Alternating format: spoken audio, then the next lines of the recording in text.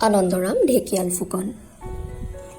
If I ask you the definition of modern Assam, everyone will have a different perspective. Some would say urbanization, some would say politically active and aware, and some would say rise of the middle class. But every definition will include one person to begin with, and that is Anandaram Dhekial Phukan, who is considered as the first modern man of Assam. Colonel Henry Hopkinson, a former Assam commissioner, even compared him to Bengal's Ram Mohan Roy and considered his achievements even more remarkable in Assam's circumstance. But why was he called as modern man of Assam? How did he overall contribute for modernity of Assam? And under what circumstance he became a forerunner of modern Assam? These are some questions that we will deal today. But before that, do not forget to like and subscribe. His roots. Anandaram Dhekial Phukan hailed from a distinguished lineage. His grandfather was Parshuram Barua, who had served as an official under Ahom rule.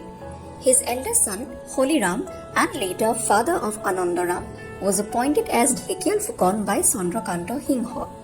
Holiram, a man of remarkable versatility, wasn't just an administrator in the post of Sharistadar, assistant magistrate in 1832, but also a scholar deeply versed in Sanskrit tantras and Assamese lore. His intellectual pursuits shone through his publications Assam Buranji and Kamakhya Yatra Paddhati, which even earned him recognition in Calcutta scholarly circles. Birth of Anandaram. Anandaram was born to this multifaceted personality, Holiram Dhekial Phukan and Prastuti, on September 1829. Even though he lost his father at the age of 3, Anandaram inherited his father's intellectual pursuits. He began his education at 5 under family guidance. Following his uncle's death in 1838, British officials Captain Jenkins and Captain Methi became his guardians. This upbringing instilled in him both his family's scholarly traditions and a glimpse of the wider world. He started higher education at Calcutta's Hindu College in 1841 but returned home in 1844 without completing education there due to personal reasons. However, those 3 years were enough to prove his scholarly attitude. His studious nature, impeccable behavior, and impressive Bengali fluency made him a favorite among teachers and students. He mastered subjects like mathematics, the rich histories of England, Greece, Rome, and India, and even developed a refined English speaking style and mannerisms. Positions he graced. Back home, Anandaram proved his brilliance by holding important jobs in the British system. He delved into legal studies and then became Zamindar and Diwan by 1849. He even impressed everyone with his own rule book, the Kaidabandi of Phukan Diwan, which tackled finances, order and court matters. Throughout the 1850s, he climbed the ranks from sub-assistant commissioner all the way to deputy collector, proving his unmatched worth. His vision. Anandaram championed a multifaceted vision for progress. He envisioned a modern Assam achieved through education. He proposed establishment of one good English college for the education of the respectable class, a sufficient number of village schools, and the use of the native language for the education of the masses, general medical knowledge, modernized agriculture, and efficient legal and police systems. Phukan condemned opium use and criticized the exploitative zamindari system. He opined that increasing tax without agriculture improvements would only burden the people with disastrous effects. He ardently supported female education and defied tradition by educating his wife and daughter. He encouraged discussion and debate by forming a local society called Janapratayidi. Fight for Assamese language. During those days, as British administration increased in Assam, so did the need to use British-friendly language as medium of official communication. As requirement, the Britishers introduced new laws and gradually English became the key to good jobs. Even schools and courts stopped using Assamese, their own language, switching to Bengali instead. Finally, in 1836, Bengali became the official language for communication.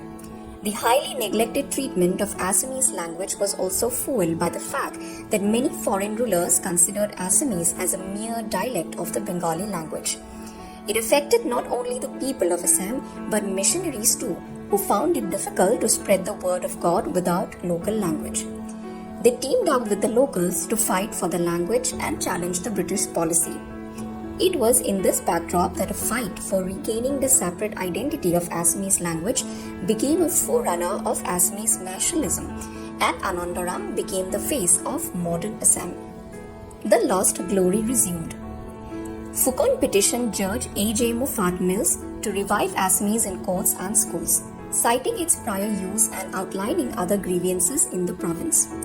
The judge accepted Phukan's advice very closely to recommend the introduction of Assamese in the schools. He also understood that introduction of Assamese language would be difficult without bridging gap between Assamese and English language. So he started compiling dictionaries to bridge the gap between Assamese and English, Ingrazi Okhomia and Okhomia Ingrazi, and even wrote about England in Englander Biboron. His passion for education is evident in Okhomia Lorar Mitro, but Phukan's most significant contribution came anonymously. In a few remarks on the Assamese language and on vernacular education in Assam 1855, he countered claims that Assamese lacked literature showcasing its rich history. Together with Hemchandra Borua and Gunabhiram Borua, Phukan laid the groundwork for modern Assamese literature and language. His influence extended beyond Assamese. He translated legal documents and published Bengali legal guides, showcasing his multilingual talents. It is to admit that he was never against a Bengali language. He was opposed to its exclusive adoption as the medium of instruction.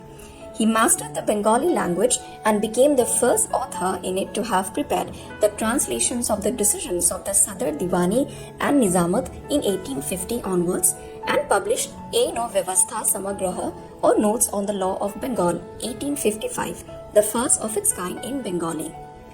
Finally, in 1873, the efforts were rewarded and Assamese was reinstated as the official language. However, Anandaram Dhekial Phukan did not survive to see this. In 1859, at a comparatively early age of 30, he left for the heavenly abode. Conclusion.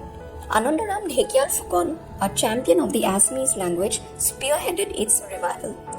Though his legal expertise adorned Bengali literature and his English fluency impressed the Europeans, his true legacy lies in securing Assamese its rightful place.